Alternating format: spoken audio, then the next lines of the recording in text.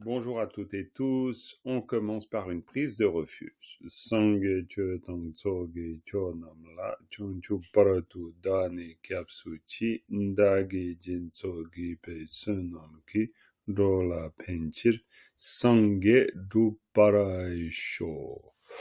Voilà. Donc, on poursuit notre exercice de lecture. Donc, le début, Kangdong Timgi Tsultu Lugi Mingtang Zugi Nyungu Mumbardu Parachepa Namparachepe Tsonga deux patang Sak patang Chepe Yigi Namparachekpa Kanyimba Dini Namparachepe Kam Shechao Ken Deda Me Par Lu Kewar Midurki.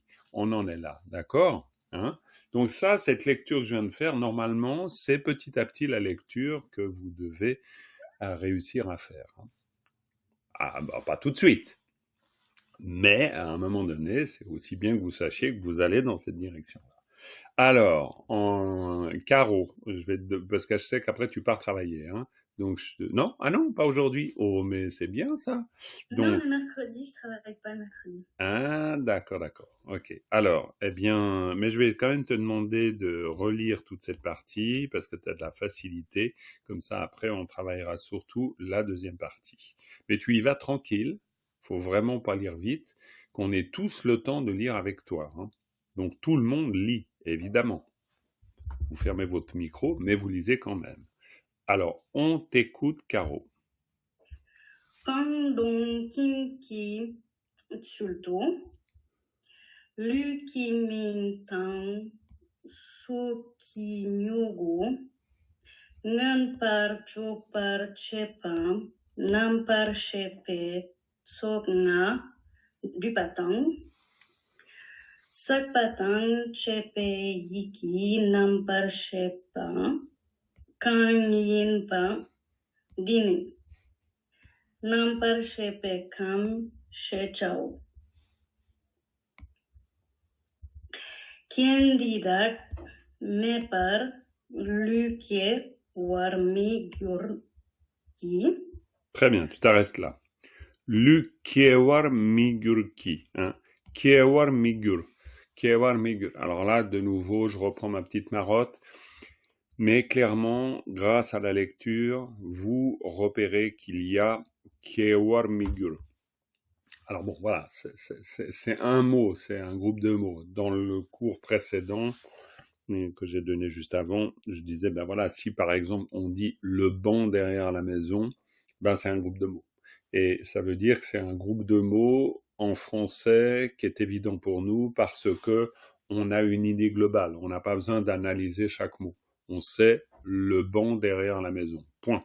C'est une espèce de notion qui traduit l'idée qu'on se fait qu'il y a quelque chose derrière la maison et que l'idée qu'on se fait que ce soit un banc. Mais on a une idée en tête. Eh ben c'est la même chose. Les groupes de mots nous servent à faire des idées. C'est-à-dire Kewar Migur, c'est une idée. Donc il faut vraiment comprendre la notion de groupe de mots, et je la comprends de mieux en mieux d'ailleurs à force de l'expliquer et de la travailler avec vous, comme vraiment une unité de sens. C'est une idée. Et la lecture vous permet d'acquérir cette unité de sens. C'est-à-dire, quand vous vous arrêtez dans le texte, quand vous reprenez ces éléments, ben, lu kiewar migur ki. C'est lu kiewar migur. Kiewar migur. Il ne peut pas advenir de corps. Bon, bref. Il ne peut pas naître. Bon, voilà. Ok, très bien. C'est bien, Caro. Ouais, ouais, tu lis avec facilité. C'est pas mal. Du coup, c'est zut parce que je peux rien te critiquer. C'est pénible, ça. Non, si, une petite critique. C'est que euh, tu peux petit à petit lire. Alors, la fluidité est là, mais après, le rythme, faire qu'il n'y ait pas un moment où tu accélères trop vite, ou tu vois, que ça soit un peu plus une lecture lissée comme ça. Pourquoi? C'est pas pour faire que la lecture soit belle pour être belle, on s'en fout de ça. Mais c'est pour que toi, pendant que tu lis, tu puisses justement faire ce travail qui consiste à capter le sens de chaque groupe de mots. Mais on est bien d'accord aussi, hein, il y a un travail à faire du côté du vocabulaire pour que les groupes de mots, une fois que vous les lisez, signifie quelque chose immédiatement. Ça, c'est certain. Ok, très bien. Alors, on va reprendre depuis Nam. Est-ce que, Fabien, tu as envie de commencer peut-être? Ça te dirait? On essaye. On essaye. Alors, à la fin de la ligne 4, dans ce cas, depuis Nam. Nam Nam Ki Sei Kam Chang Shin Te Shin Tu Shu Tang Me Tang Lung Tang Nam Kam Tang Nam Par Shepe Kam Nam Kyung Chang Par Gyur La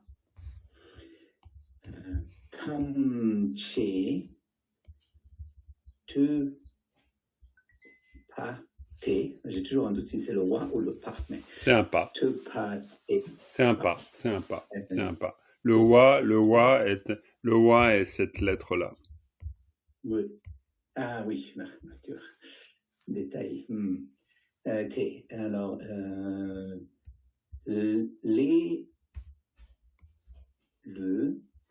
non par shepar gyuro.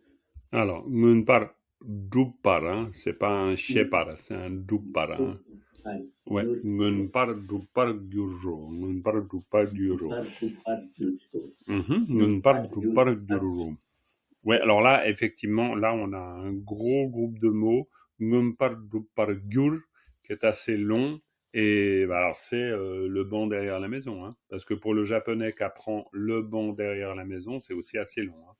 Mais en termes de longueur, c'est pas plus long que ngunpar dupar gyur.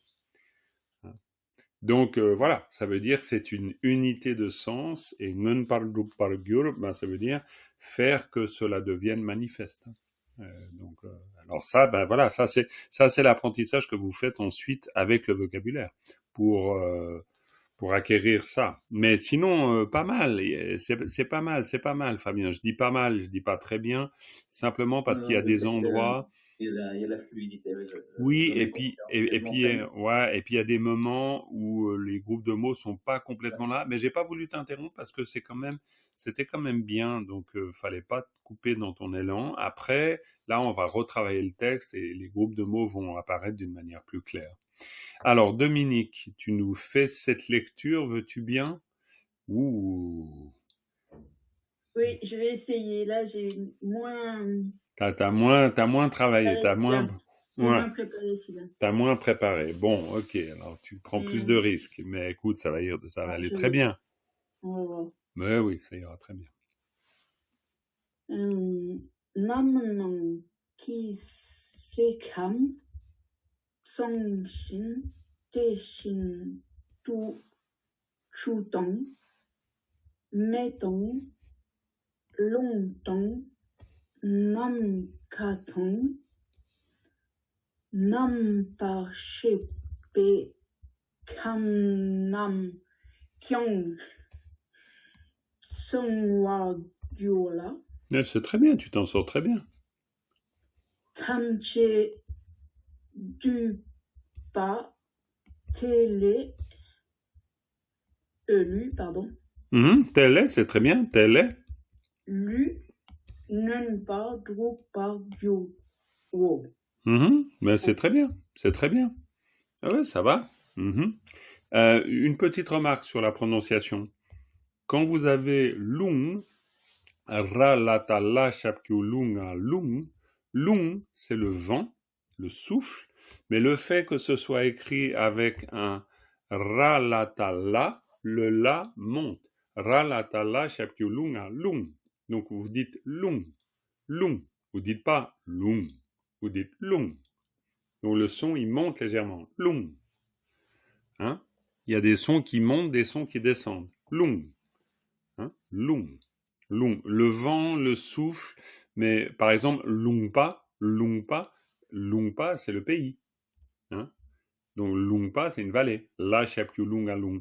Mais si vous avez ou Luk, c'est un mouton. Donc le son, il est bas. Luk. Mais là, vous avez Lung. La Shapkyu Lunga. Pardon. Si Pour on la enlève vallée? le ra, on enlève le ra, là, si on Ah, si enlève tu le enlèves ra, le ra, ça devient la Chapkiulungalung. Et dans ce cas, la Chapkiulungalung, ça devient la vallée, le pays.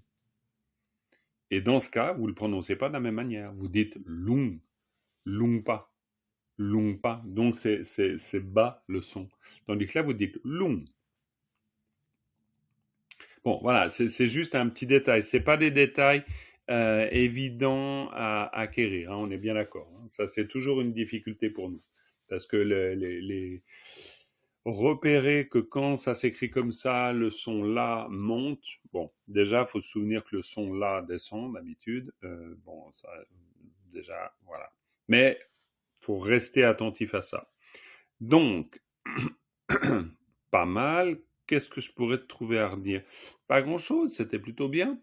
C'était plutôt bien. Tu t'en es même bien sorti pour des endroits comme ici, où le Nam Kang Tsangwargyul. Alors après, c'est pareil. C'est-à-dire sur une phrase comme ça. Ensuite, quand vous la travaillez vraiment en lecture, ça veut dire que vous repérez que le kyang est une particule, ça normalement. Et puis après, ben, vous avez là une autre particule. Donc si vous avez une particule là et une particule là, et bien là, vous avez tsangwargyur. Et tsangwargyur, c'est quoi? C'est un syntagme verbal. C'est-à-dire, c'est notre fameuse construction qui, une fois de plus, se construit avec un mot devant, un mot derrière, et puis wa, ra, war au milieu. Que ce soit warawar ou parapar, c'est la même chose. Hein. Kiewar migur, c'est la même construction. On a warawar, puis on a kie devant, et puis migur derrière. C'est les mêmes constructions.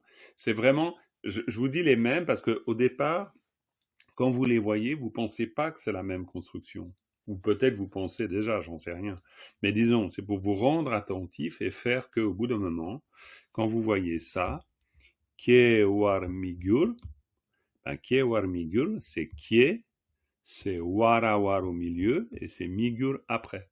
Donc c'est une construction typique, hyper classique d'un groupe verbal. Typique. Et quand vous avez ici ngun par groupe, eh ben c'est la même construction.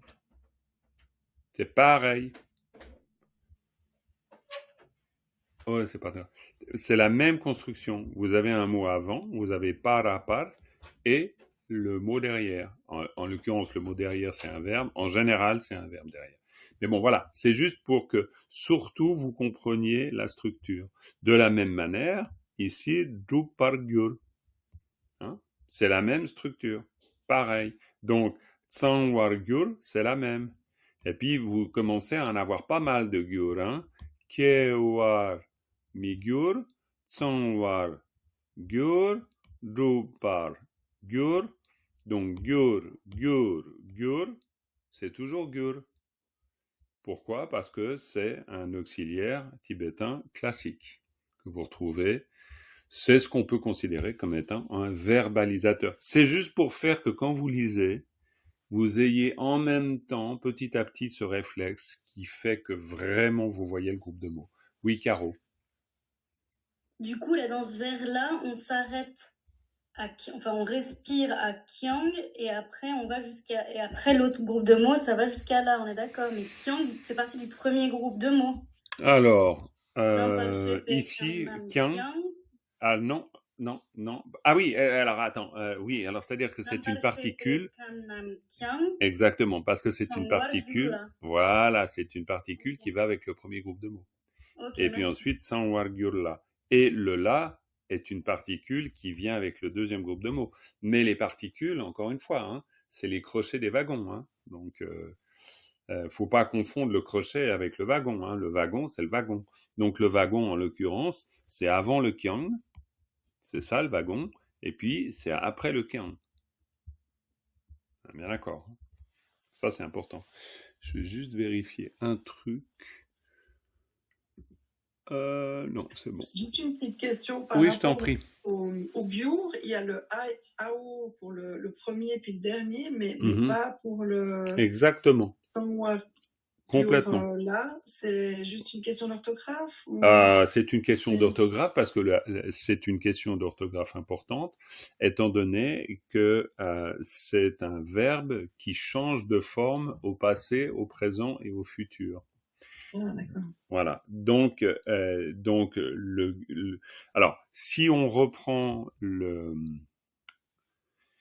alors, bougez pas. On va se mettre là-dessus et puis on va prendre voilà, et qui va, voilà, voilà. Alors, ici, voilà, ici on a le verbe. Hein. Bon, c'est un verbe complexe parce que ici on le trouve ici pour changer, mais on le retrouve ici. Bon, bref. Là, on voit que c'est un verbe qui a 3 formes, hein, et qui va nous permettre de changer d'une chose vers une autre. C'est-à-dire c'est un processus de transformation. To switch, transformer, c'est-à-dire on passe de quelque chose pour aller vers quelque chose d'autre. D'accord? Donc c'est toujours un processus de transformation, en fait. C'est d'ailleurs un des quelques verbes qui fonctionnent comme un assistant pour faire les phrases et montrer le temps du futur, par exemple. Donc, on peut se servir du gur pour construire des verbes, mais aussi pour indiquer, parce que c'est contenu dans son sens, racine, la transformation, évidemment. Donc, tsangwar gur, tsangwa, c'est complet, hein, et gur, eh bien, le sens de transformer. Maintenant, se faire le gur, c'est pour indiquer le futur, et le gur sans le ao, c'est pour plutôt indiquer le passé. Mais là, ce qui m'aide à le dire, c'est plus de l'ordre de la supposition que de l'ordre de la certitude. Vous pouvez regarder dans le clair miroir, vous avez l'explication de ça. Pourquoi je dis l'ordre de la supposition? Parce que kiewar migur, hein, on a notre groupe verbal ici, on est d'accord. Je reprends le groupe verbal. Si je devais l'écrire, on le voit bien, hein, c'est assez clair. Hein, c'est kiewar migur. Hop, ça c'est notre groupe verbal. Hein, on a vraiment ça. Hein. Et donc, on a ici au milieu, on a, hop, le war, on est d'accord? Et puis donc, avant, on a donc le kie, et puis ici, le migur. Ok? Donc, kiewar migur. Maintenant, que ce soit kiewar gur ou kiewar migur, c'est la même chose. Hein? Gur, c'est à l'affirmatif, migur, c'est à la forme négative. C'est la seule chose qui change. Mais du point de vue de la structure, c'est toujours la même. C'est-à-dire, c'est toujours une structure avec 1, 1, 1. On est d'accord? Jusque-là? Ok. Et vu que kiewa, c'est le verbe naître, produire, générer, etc., eh ben, ce qu'on est en train de dire dans tout le contexte ici, c'est que s'il n'y a pas ces circonstances, kien dida, parce que kien, c'est les circonstances, dida, c'est les, hein, sans ces circonstances, mais par, hein, c'est-à-dire dans l'absence de ces circonstances, eh bien, lu, c'est-à-dire un corps, kiewar migur, ne peut pas naître. Et puis on voit bien que dans ce cas-là, c'est le futur. Je vois Caro qui fronce les sourcils, qui est très étonnée. Est-ce que tu as une grosse question du genre, au point d'interrogation qui se plante au milieu de la tête? Je veux pas embêter les autres parce que je suis pas encore à niveau. Non, mais embête tout le monde, ça va très bien, il n'y a pas de problème, il faut assumer. Justement, dans le kiewar migur, là, j'ai vu que c'était, enfin, il est dit dans la leçon que ça marque l'infinitif, mais du coup, est-ce que ça veut dire que dans tous les groupes verbaux que tu nous dis là dans le texte, c'est toujours la même chose ou pas? Alors, ok, si on reprend, c'est-à-dire, il y a deux approches. Il y a une approche simplifiée, c'est celle que je viens d'utiliser jusqu'à présent. L'approche simplifiée, c'est de vous dire, on se prend pas le chou, on sait qu'on a un élément avant, on sait qu'on a un élément au milieu, et on sait qu'on a un élément après. Et le repère, c'est qu'il y a l'élément du milieu, c'est soit war à war, soit par à par. Voilà. Alors ça, c'est vraiment l'explication hyper simplifiée.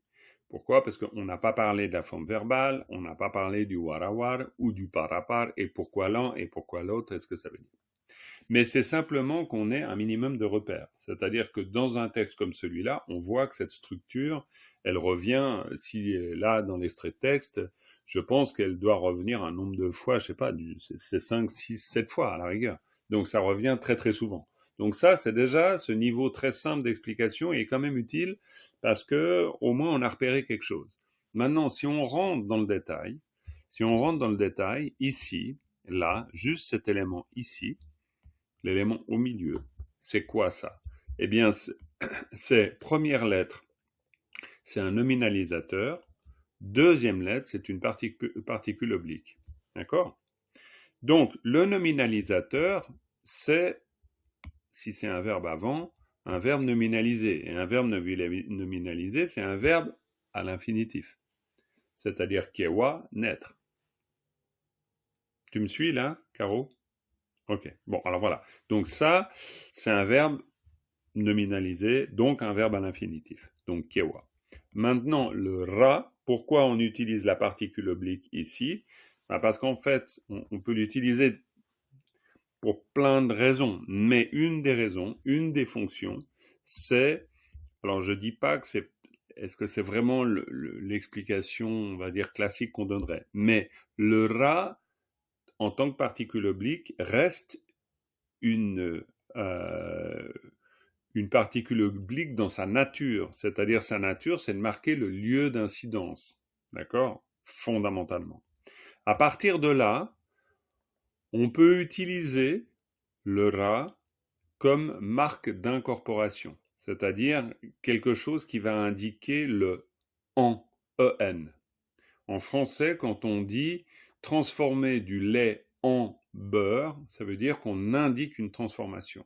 Ok? Quand on dit on traduit un texte du sanskrit au tibétain, on indique un processus de transformation. Et vous verrez très souvent cette particule dans cette fonction qu'on appelle marque d'incorporation qui intervient pour indiquer ça justement. Et en fait, on est assez proche de cette fonction-là dans cette situation. Pourquoi? Parce que migur, c'est ne pas se transformer. Et on parle d'un processus, évidemment, en disant que c'est un processus qui, en l'occurrence, n'aura pas lieu. Migur. Migur. Ça se passera pas. Ça se transformera pas. Ça se transformera pas. Mais on parle de quoi? Eh bien, ça se transformera pas en en naissance. Ok? Donc, notre marque d'incorporation, elle marche bien ici. On peut l'expliquer comme ça. Je dis pas que c'est... Est-ce que dans le clair miroir, on explique exactement les choses ainsi? Ce serait à creuser. Vous pouvez creuser là-dessus. Hein.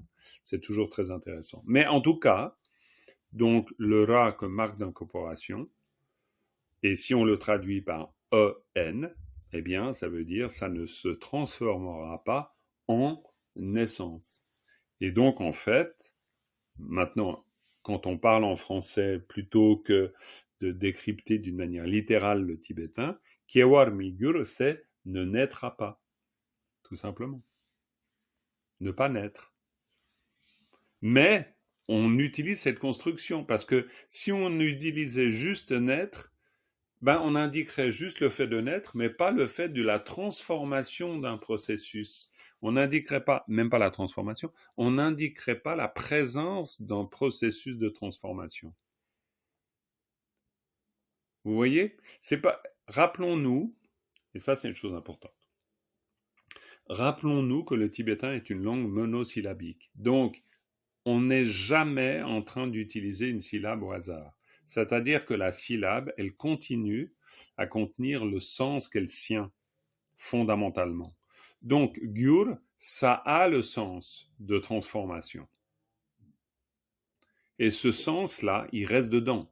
Qu'on utilise ensuite cette syllabe dans une fonction grammaticale pour créer un syntagme verbal et pour indiquer le futur, ok, d'accord, mais il n'empêche que la syllabe par elle-même garde son sens. fondamentale, qui est la transformation. Donc c'est pour ça que les Tibétains, en associant naissance et transformation, ne disent pas juste naître, mais indiquent ou impliquent que la naissance suit un processus de transformation. Oui, Jean-Marc, Fabien. on ne pourrait pas dire mi-gué, ça serait non-né ou si on faisait Alors si on dit, si le mi on le plaçait avant ici, hein, par exemple, eh ben mi kiewa c'est non né. Tout à fait. Et c'est alors le non-né Kiewa Mepa, par exemple, c'est quelque chose qui est très présent dans la philosophie bouddhiste pour parler de la nature de l'esprit. La nature de l'esprit est non-né. L'esprit est non-né. Kiewa Mepa. Mais dans ce cas-là, on construit autrement. Mais Mikie, c'est la non-naissance. Mi-gyul, c'est la non-transformation. Donc ça, c'est une construction, on va dire, classique hein, du tibétain.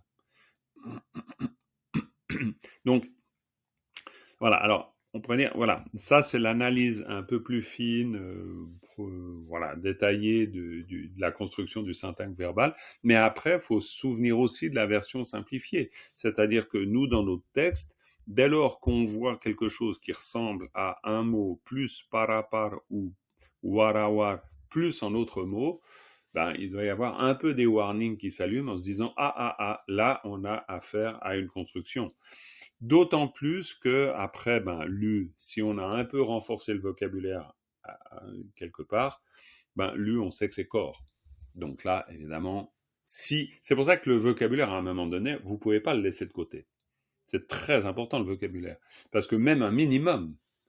Là par exemple, on a le verbe naître, on a le mot corps. Bon, on peut considérer que ça fait partie du minimum vital que, a priori, au bout d'un moment, vous connaissez.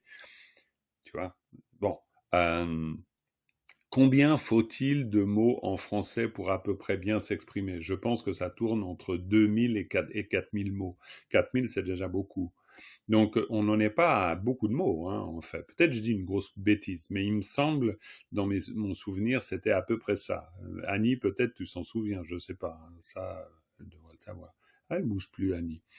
C'est son ordinateur qui est figé. Pour une fois, c'est pas le mien. Bon, bref. Donc voilà, on n'a pas. C'est clair que quand on n'a que 500 mots de vocabulaire, c'est très compliqué de s'exprimer. On est bien d'accord. Le tibétain, c'est pareil. Si on a 2000, 3000 mots, bien sûr, pour le coup, ça va être plus facile. Donc, kie fait partie des mots qu'on peut connaître. On peut estimer que la naissance, ça fait partie des mots qu'on peut connaître. En français, c'est entre 1500 et 3000, excusez-moi. Très intéressant. Entre 1500 et 3000. Vous vous rendez compte, c'est pas beaucoup, hein. Et ça veut dire qu'entre 1500 mots et 3000 mots, on arrive à communiquer. Bon Dieu. Je sais pas ce qu'on arrive à dire en 1500 mots, mais bon, disons, comme quoi, hein, on met la barre assez bas. Hein. Bon, en même temps, du coup, d'ailleurs, ça se voit assez souvent, parce que en termes d'expression, des fois, c'est assez pauvre. Mais truc, machin, voilà, plutôt que les mots, mais bon, c'est comme ça, c'est un autre débat. Mais pour dire qu'en même temps, acquérir 1000 mots de vocabulaire, c'est faisable, hein. En 5 ans, 10 ans, vous avez 1000 mots de vocabulaire dans la poche. Largement. Peut-être pas, je sais pas. Mais disons, c'est quand même considérable. Mais voilà. En tout cas, lu, ça fait partie des mots. Hein. Et kiewa aussi. Naissance, corps. Voilà. Donc voilà, c'était pour dire que vous avez un tsangwar gyur, drupar gyur. À la rigueur, vous avez Namparashepa. Hein. Namparashepa, c'est pas tout à fait un verbe, mais c'est pas tellement différent en termes de structure. Hein. Si vous avez Namparashepa, analysons Namparashepa. Allez, hop, qui c'est qui m'analyse Namparashepa ?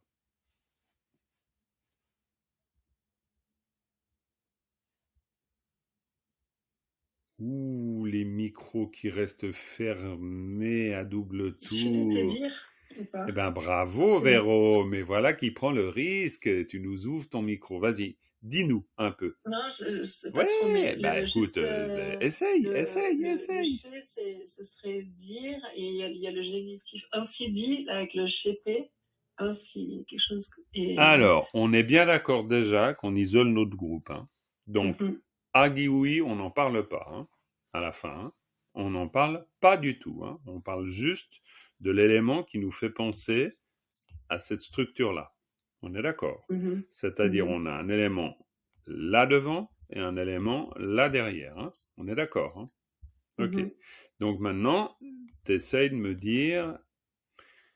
Voilà, tu me fais une petite explication de texte de cet élément. Il y a la particule, le ra, c'est donc il y a le nominalisateur avec le pas. Ouais, donc et voilà. le ra locatif datif. Ouais. Par exemple. Ouais, complètement. Donc ça c'est déjà l'explication assez pointue. Tu pourrais même, c'est juste pour te faciliter les choses, tu pourrais même t'arrêter à te dire, mais c'est bien que tu fasses ce que tu viens de faire, mais tu pourrais très bien t'arrêter, ah, là il y a un mot, là il y a par, donc c'est mon élément que je retrouve très souvent au milieu, et puis voilà. Mais très bien. Et puis qu'est-ce que tu fais du nam, qu'est-ce que tu fais du je sais pas? Alors, nam, je sais plus si c'est quelque chose avec l'espace. Attendez, plus le mot. Du coup, nam, ça veut dire quoi, nam? Nam pas. Est-ce que quelqu'un peut t'aider? Les? Nam, c'est le pluriel. Ah, est-ce qu'elle a raison, Dominique? Non, elle n'a pas raison, Dominique. Parce que le pluriel. C'est pas la même orthographe. Oui, c'est un homophone. Quand alors, quelque chose survient. Ouais, oui et non, c'est pas tout à fait le même nam. Ah oui, c'est pas le même nam. Non, c'est pas le même nam. Ah, c'est pour ça que c'est pour ça que l'orthographe c'est redoutable. Ah, hein. C'est terrible là. Ouais. Et nam pas, c'est quoi? Est-ce que vous allez voir, c'est très important de comprendre nam pas. Éléments, attends. Non, c'est pas élément. Cathy, elle a ouvert le micro. Alors, Cathy, non, ça vient pas non plus. L'aspect. Ah, bravo, Jacqueline. L'aspect, bravo. Nam pas, c'est les aspects. Merci. C'est la dimension aspectuelle. Et vous allez voir pourquoi. Parce que je sais pas, ça veut dire quoi? Ça, c'est la conscience. Ouais. Non. Je sais pas, c'est pas la conscience. C'est dire, non? Non, je sais, c'est pas dire. Non. Mais c'est pas la conscience. C'est pas assez précis, Dominique.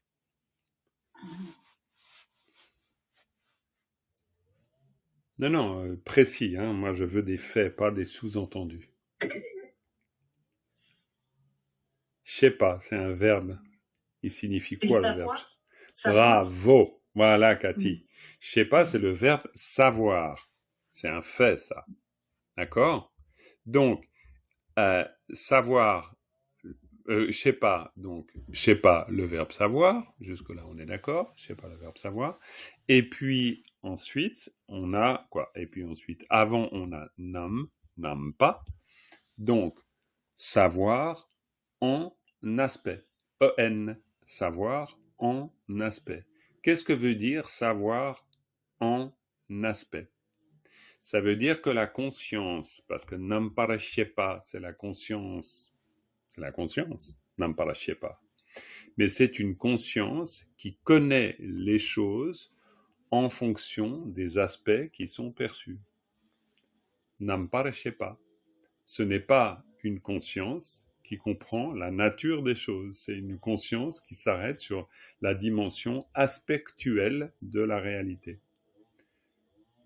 D'accord? Donc, quand on analyse le terme de Namparashepa, c'est extrêmement important. Vikalpa. Namparashepa, ça veut dire qu'on connaît en mode distinctif. Donc, la conscience ordinaire, nos consciences ordinaires, connaissent en mode distinctif, nampa, distinctif, c'est-à-dire un aspect distinct d'un autre aspect, d'accord? D'où l'idée de distinctif, ok? Parce que nos consciences ne connaissent toujours que leur objet et rien d'autre. Et elles ne peuvent s'exercer que parce qu'elles voient des choses qui sont différenciées d'une autre chose. Si vous voyez un mur blanc et que rien ne distingue une forme qui serait sur ce mur blanc, car il n'y a aucun jeu d'ombre ni rien, c'est strictement la même couleur.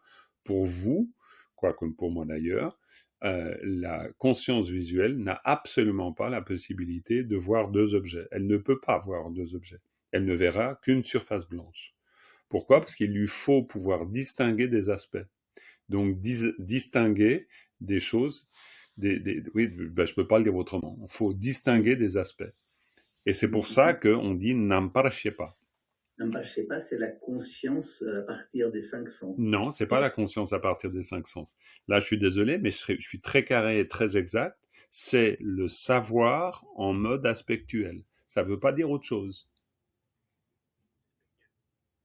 C'est-à-dire que c'est un mode de connaissance où on connaît l'aspect. Et ça, c'est le terme... Ce sont des perceptions, Jean-Marc? Enfin, c'est les perceptions... C'est vraiment, je reprends mon exemple parce que je pense qu'il est vraiment parlant. Si tu as une surface blanche devant toi, la surface blanche, c'est un objet, mais si sur cette surface blanche, tu as, admettons, un rond qui est exactement de la même couleur que ton fond, bah, tu ne peux pas voir le cercle ou tu ne peux pas voir le rond. Parce que tu ne peux pas distinguer la forme ronde du fond. C'est impossible. Je veux dire, ta conscience visuelle comme la mienne d'ailleurs, elle est construite comme ça. Elle ne peut distinguer les choses que en rapport aux autres. Elle ne peut pas distinguer les choses autrement qu'en faisant une différence par rapport à autre chose. Donc quand on utilise le terme en tibétain Namparashepa, Vikalpa en sanskrit, eh bien, c'est exactement ça. Et Vikalpa, vi, c'est le fait de séparer. C'est comme bi, c'est une bi-connaissance. On connaît d'une manière différenciée. C'est un point extrêmement important, hein, et c'est pour ça que Namparashepa veut dire conscience. Quand on dit conscience, nous, on habite le mot de quelque chose de complètement différent. Là, on parle simplement du savoir en mode distinctif.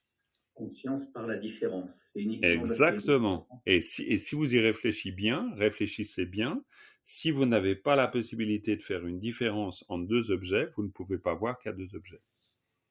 C'est impossible. Et ça, c'est... Pardon ? La conscience base de tout, la conscience... Ah, ça, c'est autre chose, alors. Je sais pas.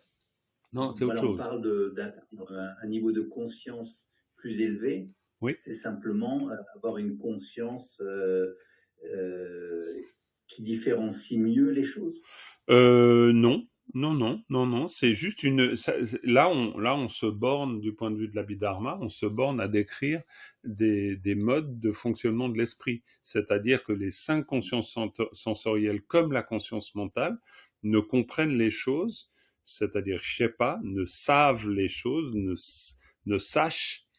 savent les choses, hein, du verbe savoir, ne savent les choses que en mode aspectuel. Ça, c'est le cas pour les 5 consciences sensorielles et la conscience mentale. Maintenant, il y a d'autres aspects de la conscience qui savent les choses d'une manière autrement. Mais en l'occurrence, ça, c'est la connaissance en mode aspectuel. Et c'est donc le terme qu'on emploie pour utiliser l'idée de conscience. Mais on devrait plutôt dire cogniscience. Ça serait même mieux. Bon, ça, c'est pas ce qu'on utilise comme terme en général, mais pourquoi? Parce que c'est une cognition. C'est pas tellement une conscience, c'est une cognition, c'est-à-dire c'est un mode de connaissance. Namparashepa, c'est un mode de connaissance. Il faut vraiment comprendre le terme habituel traduit par conscience comme mode de connaissance. Yeshe, c'est un autre mode de connaissance. Yeshe, c'est une connaissance fondamentale, c'est-à-dire une connaissance de toute origine. Yé qui veut dire depuis toute origine. Donc, yedemane, yeshe, c'est une connaissance primordiale. Donc, c'est une connaissance qui n'a rien à voir avec Nampara, qui est une connaissance en mode aspectuel.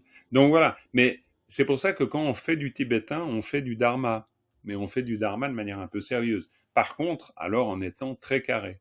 C'est-à-dire que là, on ne peut pas inventer quelque chose, quoi. Il faut vraiment revenir à la vérité du texte. Shepa, c'est le verbe savoir. Nampa, c'est aspect. Puis on se débrouille avec ça. Hein. Donc, connaissance en mode Parce que aspectuel, mais ça ne veut rien dire d'autre. Yéché, Jean-Marc, on le dit parfois pour des lamas, non? C'est un qualificatif. C'est donc Non, c'est un nom, c'est un nom propre aujourd'hui. Yéché, on pourrait s'appeler Yéché. Tu pourrais t'appeler Yéché. Hein. C'est comme Jean, Pierre, Paul ou Jacques. Hein, Yéché. Maintenant, Yéché, le mot Yéché, Yé signifie de toute origine, et Ché, c'est le même mot. Ché, c'est savoir. C'est un savoir de toute origine. Donc, aspect de la connaissance? Non, c'est pas aspect de la connaissance, c'est une connaissance en mode aspectuel. En mode aspect. Connaissance en mode aspect. Oui, parce que ça veut dire que vous ne connaissez que les apparences. C'est une apparence qui fait que l'on peut connaître. Les consciences sensorielles, comme la conscience mentale, ne peut connaître que les manifestations, c'est-à-dire les aspects, non pas. Elle ne peut pas connaître autre chose. C'est pour ça qu'elle ne peut pas voir, elle ne peut pas distinguer un caméléon correctement planqué dans une branche. C'est pas possible. Hein? Le mimétisme est quelque chose qu'une conscience visuelle ne peut pas percevoir. C'est impossible. Parce que pour réussir à distinguer un caméléon d'une branche, il faut qu'il y ait un contour autour du caméléon. S'il n'y a pas de contour autour du caméléon, on ne peut pas voir le caméléon. C'est pas parce qu'on est bête, c'est parce que la conscience visuelle fonctionne en aspect, nampa. Les gens, nampa shepa, on traduit par conscience, de toute façon. Oui, on peut traduire ça par conscience, mais si on fait du tibétain, on peut en profiter pour vraiment savoir ce que ça veut dire. Parce que sinon, on ne sait pas très bien ce que ça veut dire. Hein. Parce que si on va trouver yéché et nampa shepa, c'est deux consciences différentes, mais il faudrait traduire. Quand on identifie yéché dans le texte, non, quand on identifie yéché dans le texte, il ne faut pas le traduire par conscience, il faut le traduire par sagesse primordiale. Il faut en tout cas, au minimum, donner des mots différents. Maintenant, ça ne veut pas dire qu'on les a compris. Hein. Oui, Annie? Oui, c'est juste pour dire que le caméléon, il fait exprès de se camoufler pour ne pas être vu. Eh bien oui. C'est pas notre conscience visuelle qui est en défaut. Ah non, notre conscience visuelle, elle n'est pas en défaut, tu as tout à fait raison, c'est pas un défaut, c'est simplement qu'elle fonctionne comme ça, en fait. Oui, mais elle fonctionne pour ne pas voir le caméléon. Oui, c'est ça, c'est pour ça qu'elle fonctionne en mode aspectuel, et puis qu'elle ne peut pas faire autrement. Elle n'est pas équipée pour repérer le caméléon, elle ne peut pas le repérer. Mais non, il n'est pas repérable. Il n'est pas repérable. Il peut se cacher. Oui, non, mais on est bien d'accord. Mais c'est pour dire que pourquoi il n'est pas repérable? Il n'est pas repérable parce qu'on ne peut pas le distinguer. Ben oui. Oui, non, mais on a beau dire ben oui, mais ça veut dire que ça explique le nampa. Parce que ici, ça veut dire une connaissance en aspect. Et oui, ça je comprends très bien. Voilà, non, mais c'est pour expliquer une connaissance en aspect. Sinon, on ne comprend pas ce que ça veut dire. Le caméléon me perdrait, mais non, c'est pas grave. Le caméléon, alors c'est pour ça qu'au début, je ne parlais pas du caméléon. Hein, non, on laisse tomber le caméléon, on s'en fout du caméléon. Non, on aime beaucoup les caméléons, on ne veut pas surtout laisser tomber les caméléons. Les animaux qui font du camouflage... Et c'est pareil. C'est pour ça que si on ne voit pas un contour autour d'un objet, on ne voit pas l'objet. Et c'est pour ça que nampa. Nampa signifie qu'on a repéré un aspect. Si on n'a pas repéré l'aspect, on peut pas le connaître. Et c'est ça, c'est très important de comprendre pourquoi on utilise Nampara Shepa. Mais ça, c'est toute une longue discussion qu'on a sur Nampara Shepa, simplement pour dire qu'en termes de construction, même si on n'a pas à faire là un syntagme verbal réellement, mais n'empêche qu'on n'est pas loin. Pourquoi? Parce que Shepa, c'est quand même un verbe. Et donc, c'est quand même... Après, on en fait un substantif, c'est-à-dire, au sens habituel, on va parler de conscience. Mais en fait, on parle d'un verbe, shepa, c'est-à-dire savoir. C'est un savoir en mode aspectuel. Donc, du point de vue grammatical, on revient à la grammaire, du point de vue grammatical, la structure de cet élément-là et la structure de cet élément-là, comme la structure de la même manière de cet élément-là, c'est la même. Et la structure de cet élément-là, c'est encore la même.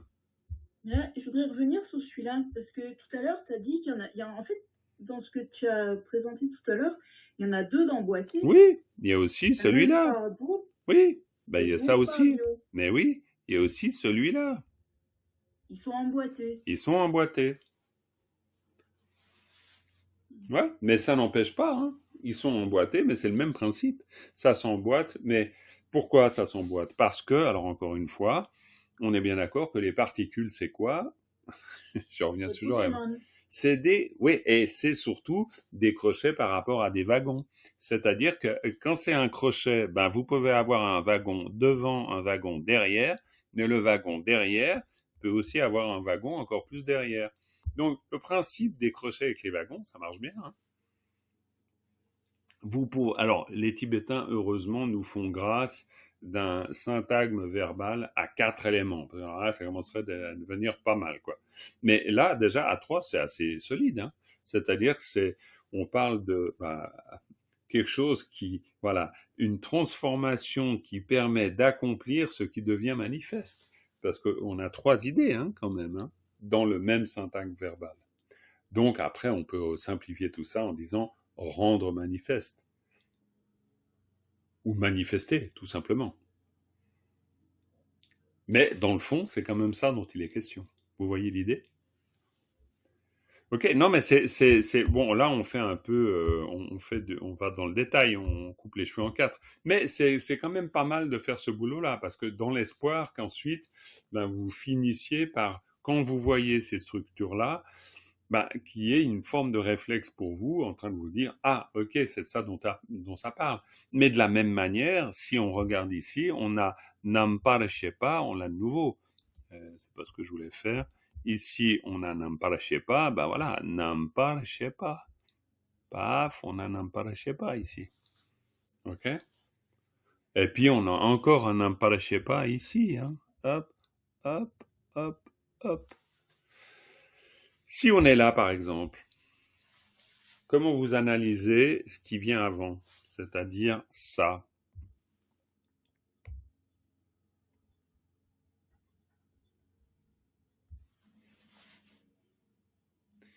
Qui c'est qui m'analyse ce petit groupe de mots?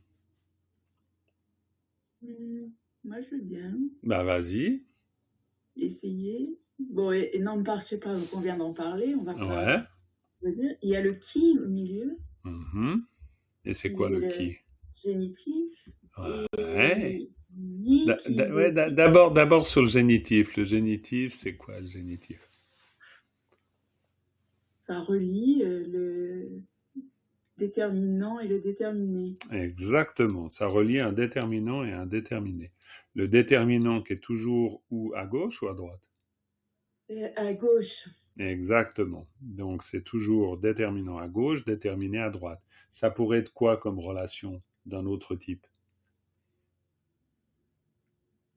Ça pourrait être qualifiant, qualifié.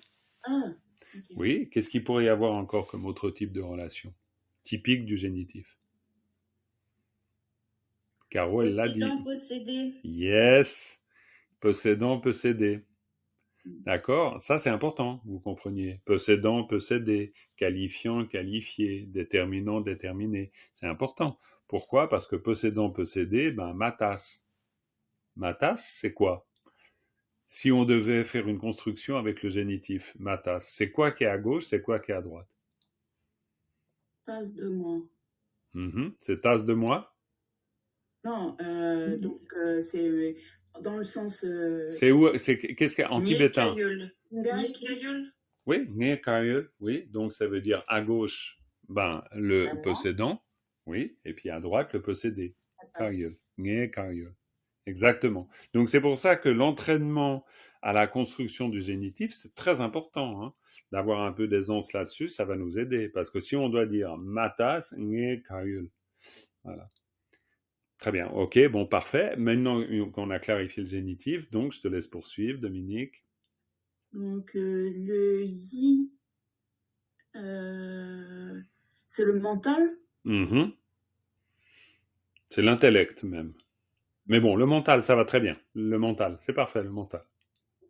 Donc, c'est, si on reprend la définition de tout à l'heure, donc le savoir en mode aspectuel du mental. Bravo, exactement, et qui en général dans la Vulgate bouddhiste est traduit par La conscience mentale. bah oui, la conscience mentale. Yigi Namche. Yigi Namparashepa, Yigi Namche, c'est la même chose. Hein. Quand vous dites Nam, si vous dites Nam She, c'est la contraction de Namparashepa. Mm. D'accord? Namche, Yigi Namche, Lug Namche, Mig Namche, Nave Namche, Ne Namche, Che Namche. Ça, voilà, si ça, bon, vous avez déjà bien assez de choses à apprendre, mais si vous avez le temps, vous pouvez apprendre la liste des 6 consciences. Mais Jean-Marc, dans ce cas-là, c'est vraiment la conscience mentale ou c'est la conscience spécifiquement la 7e, là, celle du mental souillé? Non, parce que justement, il n'y a rien qui est souillé ici. Et Sakpa au début de la phrase. Ah ben c'est autre chose, ça. La grammaire, attention, la grammaire, Sakpa.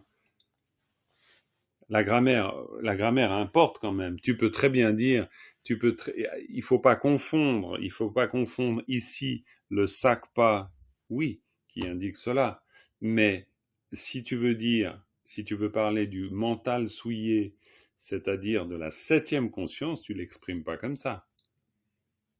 Tu peux très bien dire Sakpa pour dire, par exemple, la conscience visuelle. Sakpa. J'arrive peut-être pas à bien me faire comprendre. Si tu veux parler de la 7e conscience, quand tu parles des 8 consciences, et que tu veux évoquer la 7e conscience qui est Klishta Manas, c'est-à-dire le mental souillé ou altéré, bon, mental souillé en général, Klishta Manas, bref, c'est la 7e conscience sur les 8. Dans ce cas-là, il y a un terme. D'accord, ok, c'est pas ce qu'on veut dire là alors. C'est pas ce qu'on veut dire exactement là. On veut pas, non, parce qu'on n'est pas dans ce contexte-là. Alors c'est quoi? C'est la conscience mentale? Ah ben là, ça c'est là c'est pour ça qu'on fait de l'analyse de texte. Là, on regarde. C'est pour ça que la vérité du texte, c'est d'abord de rentrer dans l'analyse, puis après on voit. On va pas se le dire avant. Ça, moi, je veux pas, non, je ne spoil pas. Non, faut pas spoiler la fin. Non, il faut voir Sakpa. On a un tang, et puis après on a Chepa.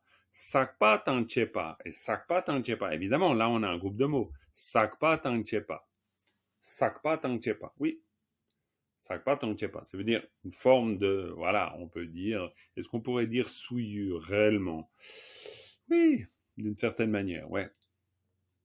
Et lui, il est génitivé avec I. Oui, il est génitivé, exactement. Mais il y a un génitif ici, c'est vrai, il y en a pas mal de génitifs. Oui, tout à fait, bien sûr. Sakpa tang chepe yig nampara shepa, oui, ça peut être une conscience mentale, mais on ne traduira pas une conscience mentale souillée. Il faudra trouver un moyen ou un autre. On peut regarder d'ailleurs tout de suite à la fin comment Philippe Cornu, qui est un traducteur émérite, comment il a traduit ça. Lui, il a traduit la conscience mentale souillée. Ah ouais, ok, très bien. Moi, je l'aurais pas traduit comme ça. Pourquoi? Parce que Nyui, c'est la conscience mentale souillée. Nyun-yi klishta manas. Et ça, c'est pas au sens littéral vraiment la conscience mentale souillée. Mais bon, ok, on peut le comprendre comme ça. C'est pas faux, mais disons, ça reste une interprétation. Mais ça veut pas dire que c'est une interprétation fausse. Comment? C'est ça que je veux savoir. Est-ce que c'est Sakpa tang chepe, moi, j'essaierais justement de faire une différence pour qu'on comprenne mieux ici, de manière un peu plus littérale d'ailleurs. Attends, je vais regarder parce que je vous ai fait une traduction un peu littérale. Est-ce que je suis d'accord avec la conscience mentale pourvue d'impureté? Oui, c'est ça. Ouais, voilà. À la rigueur, je préfère une traduction littérale comme ça. Pourquoi? Parce que on parle pas de Klishta Manas, quoi. Mais bon, là, bon, ça c'est un peu mon côté un peu procédurier, c'est-à-dire que j'ai un côté où le détail m'importe beaucoup, beaucoup, beaucoup. Des fois, j'exagère peut-être un peu aussi. On peut faire comme Cornu, puis parler de conscience mentale souillée, puis point une barre, ça va bien aussi. Mais disons que vu qu'on travaille l'analyse de texte, c'est tout l'intérêt aussi. Et puis du coup, bon, voilà. C'est simplement ce que j'essaie de vous dire, c'est que si vous apprenez le nom des 8 consciences, et dont la 7e est le conscience mentale, le mental souillé, klishamanas, vous le direz pas comme ça. Vous direz nyun-yi. Nyun-yi. Mais pardon d'insister, hein, mais parce qu'il parle des 5 Oui, consciences, oui. plus celle-là, en fait. Oui, non, mais ça, il n'y a aucun problème avec ça. Mais simplement, c'est une question de lexique, c'est une question de terminologie. Pourquoi de lexique? Parce que les Tibétains, c'est les artistes, c'est les fans des listes. Ils adorent faire des listes. Il y a des listes de tous les côtés. D'accord? Donc, quand on fait la liste des 8 consciences mentales, des 8 consciences, bah, dans la liste des 8 consciences, la 7e, elle n'est pas écrite comme ça. La 7e, elle est écrite Nyun Yi. Et c'est pas le même sens. Parce que Nyun, c'est pas le même sens de Sakpa. Nyun, ça vient de Nyun Mong. Ça vient de Klesha. C'est pour ça qu'en sanskrit, c'est Klishta Manas. C'est pas exactement le même sens. Mais maintenant, on est bien d'accord, quand du sucre en poudre et du sucre en morceaux, c'est quand même du sucre. On est d'accord. Mais on a quand même des morceaux différents. On a quand même des mots différents. Voilà. Mais ce qu'il nous faut surtout, mais il faut pas que ça te perturbe tant que ça, hein. C'est juste, voilà. C'est aussi, ça vient du fait que les Tibétains, ils ont dû dresser des listes de mots en fonction du sanskrit. Et donc, il a bien fallu traduire Klishta Manas, parce que eux, ils se sont cognés à Klishta Manas, hein, pas à autre chose. Donc, Klishta, ça vient de Klesha. Donc, Nyun, donc ils ont traduit Nyun Yi. Ils ont fait une combinaison entre Nyun et Yi, entre le mental et les Kleshas. Tout simplement. Mais à part ça, évidemment, oui. Mais pourvu d'impureté, je préfère, parce qu'au moins c'est plus littéral, on sait qu'on parle pas de la 7e conscience à ce moment. Même si on induit qu'on parle de la 7e conscience, ça on est bien d'accord. Mais le contexte, c'est pas forcément, voilà, c'est pas la même chose, quoi. Mais bon, c'est des détails. Oui, Véro. Ouais, donc j'ai une question. Donc, Wiki Namche, c'est donc la conscience mentale. Mentale. La mentale de base. Voilà, c'est ça. Ok, merci beaucoup. Ouais, Yignamche. Absolument, Yignamche. Et Yignamche, où ça marcherait très bien en disant, oui, Nampareshepa ou Namche, hein, ça marche très bien. Hein. Nampareshepa, Namche, c'est la même chose. Hein, on est bien d'accord. Quoi je dis, on est bien d'accord. Peut-être c'est pas évident quand même, mais Namparashepa, ça c'est la construction dont on a beaucoup parlé durant cette leçon, mais on va faire une contraction avec Nam et She, et Namche. Et Namche, c'est le mot pour conscience. Mais parce que les Tibétains, ils font plein de contractions. Mais derrière, il y a la construction Namparashepa. D'accord? Voilà. Oui, on a donc on a pas mal avancé malgré tout, quasi. Ouais, on a tout avancé. On peut considérer, on l'a pas. Peut-être la prochaine fois, ce qu'on peut faire, ce que je vous suggère, c'est juste on essaie de comprendre le sens du passage. Parce que là, on a vraiment gratté dans le détail. C'est très bien. Mais maintenant, vous de votre côté, essayez de comprendre le sens du passage pour faire que ça devienne plus ou moins intelligible. On reprend la prochaine fois pour voir le sens du passage et on passe à la leçon d'après parce qu'on va pas quand même rester des plombes juste sur cette leçon-là. Ça vous va comme ça? Ok, super. Les amis, on va s'arrêter là avec une dédicace. Sonam di tamche zingpa ni tomne nyebe danam pamje ne kega na chimbala tupa yi sipe tsole dowa dolwara isho. Merci beaucoup, et puis belle journée, et puis prenez bien soin de vous, et à tout bientôt pour la suite. Bye bye. Merci, à bientôt. Merci beaucoup. Merci, Bientôt. merci.